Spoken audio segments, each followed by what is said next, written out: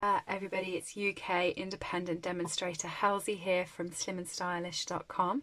Thank you for joining me today. Today I'm creating this note card here. Happy little bit late birthday. I love this card. It was so simple and easy to make. I think it's really effective. It is not popped up at all. It's matte with the card. So I just think it looks really cute, and I'm going to show you how to put that together. It's using 3 of my favourite stamp sets. So I have swirly frames, which I think is so useful when you're actually coming to frame things and do things, and you've got different shapes here. We're going to use the big rectangle. I've got Happiest of Birthdays, which is one of my favourite sentiment sets. I just think it looks really good, and I love the big sentiments because they jump out at you on your projects. And we all know I'm a floral girl, and this is my favourite floral stamp set at the moment. All things fabulous. I think it is pretty much fabulous. Okay, so to start off with, I've got a piece of Whisper White cardstock. This is 10 centimetres by 14.25 centimetres, and I've got my Stamparatus. Okay, and I'm just going to line that up in there.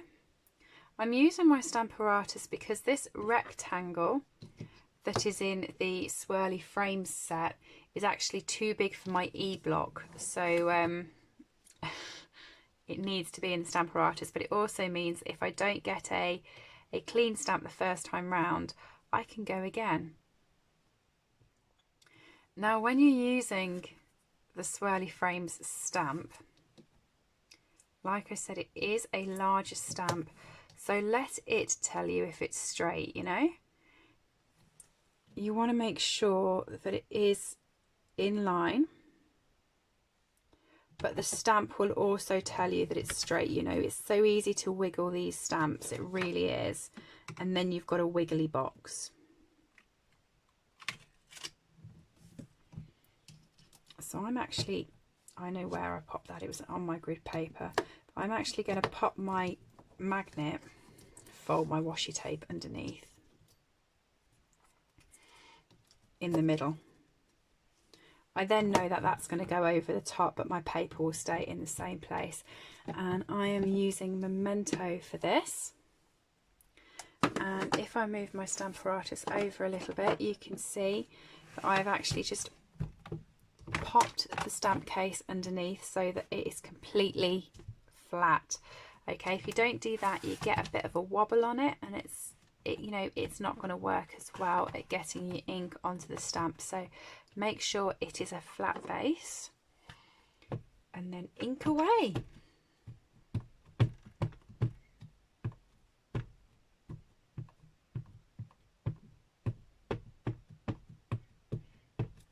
Okay, and stamp that down. Just running my hands around the frame to make sure that the imprint is on. And I'm quite happy with that. If you weren't, you could ink it back up and go again, but like I said, I quite like that, so that's okay by me. What I'm going to do now is grab my favourite ever craft room tool, which is Post-it notes, and they're really, really useful. I use the sticky bit at the top, so I try to just cut off the bottom bit, and I've got 3 of these already, but I think I might need a 4th. And I'm going to use them as masking tape. Now, you can use proper masking tape that they sell for crafts, and that works. You can also get a masking paper, and you can also get the liquid. Personally, if you're using a tape or anything like that, I like to use my Post-it notes purely because, you know, cost effective. They are quite cheap. You can pick up a big pack of them from Poundland or whatever, and I think they just work fine. The liquid I really do like, but I have to be in the mood to do a lot of masking to get it out, because I need to put my apron and everything else on because I get messy. And I've already ruined about 3 pairs of trousers from trying to use it without the apron. So, you know, that's why I tend not to use that. But I do think really, if you're just doing a quick and simple project, that's post-it notes have just got you covered really. Middle strip.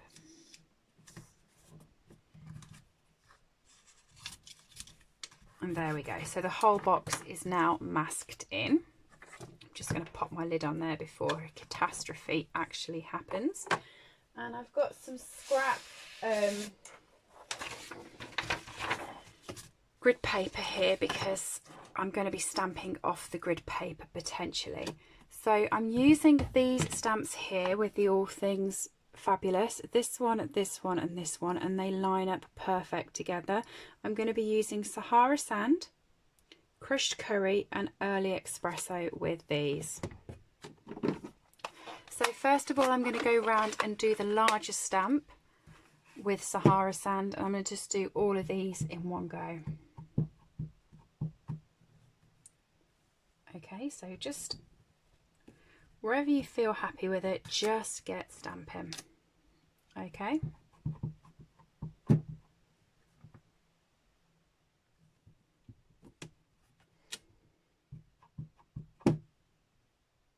You do want to push down quite heavy with it because you have got the lip of the post-it note as well to contend with.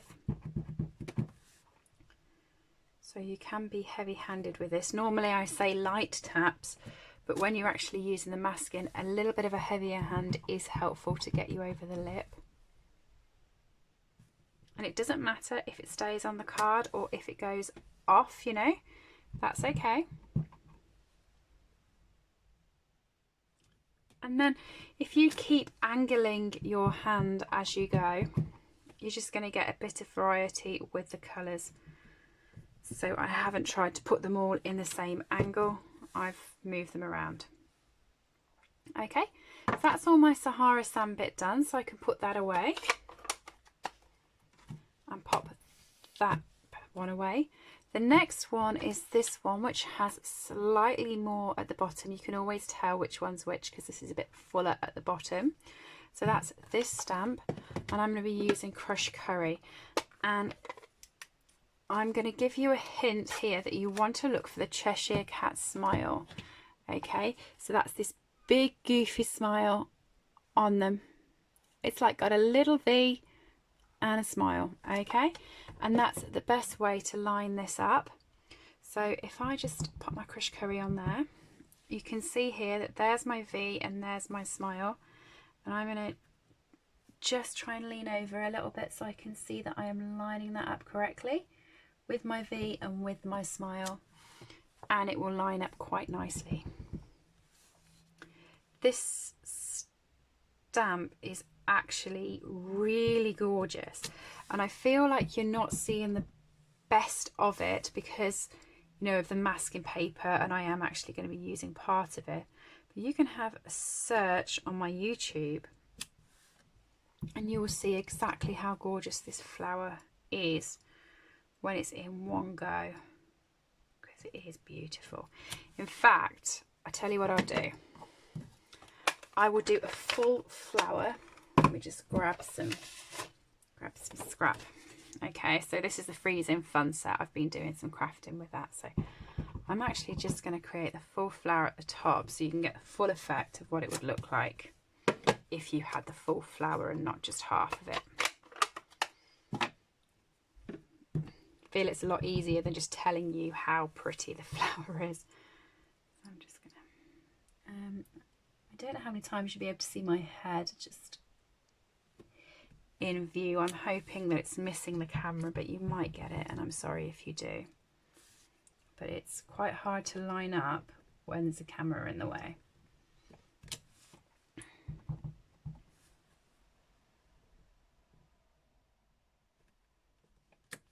Okay, so that's all the Crushed Curry done, and I'm just going to line this flower up that we were doing separately.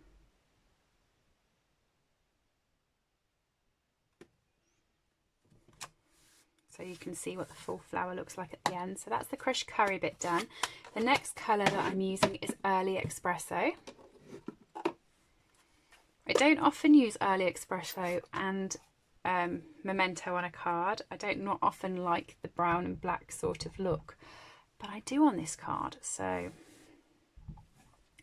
this is the finished flower, by the way, so let me just pop that on again. You can line up the circle for the smile. So there, that's the finished flower, which I think is beautiful.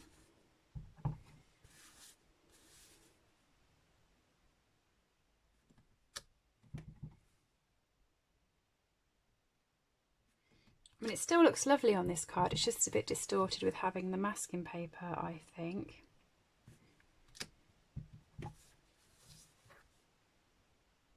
And hopefully you can see, if you look at that smile, just how easy it is to now line up.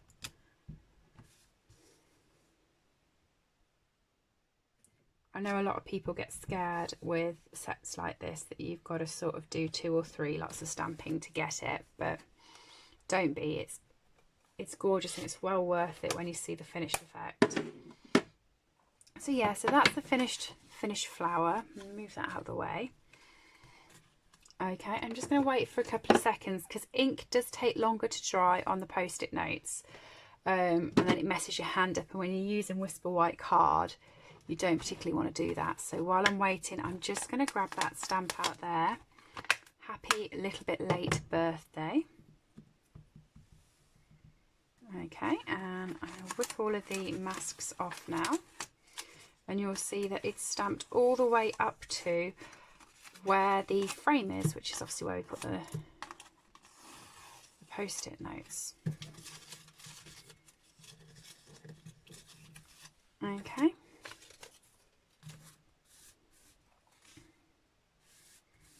I'm going to have it that way, I think. I quite like it like that. So the memento. Probably would have helped if I'd have put that straight on the block, but I haven't. So hoping that it's going to stamp straight. I've put my block skew if to try and offset that, and it has. Okay, so that's all the stamping done. Now I've got this kind of sort of effect where it's stuck on the card and you can see it's definitely a layer, but at the same time there's no colour behind it. And to do that, I've cut a piece of basic black that is the exact same size as the cardstock. So the cardstock was, I know I measured it for you at the start, but I can't remember, 10 centimetres by 14.5 centimetres. And the black cardstock is the exact same size, so it will fit underneath without any of it showing, okay? But it just means that when you then adhere it onto your card base, it will stand out slightly. It's like a hidden layer.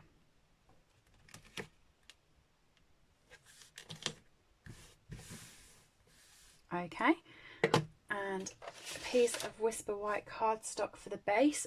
Oh dear me. Oh, I've just run to my cupboard. I knew there was something I forgot to get out, but luckily I have hordes of them already cut and ready to go. So I grabbed the thick Whisper White cardstock when it comes, cut it in half. You can either cut it lengthways or widthways, and then you fold it in half to make your card. So I'm just going to score this using my trimmer. I cheat, by the way. I have washi tape telling me where I need to score it. I can never remember it off the top of my head, so I put washi tape there, and the washi tape does the work for me. Okay. And then I'm just going to adhere the basic black panel onto the back of the card.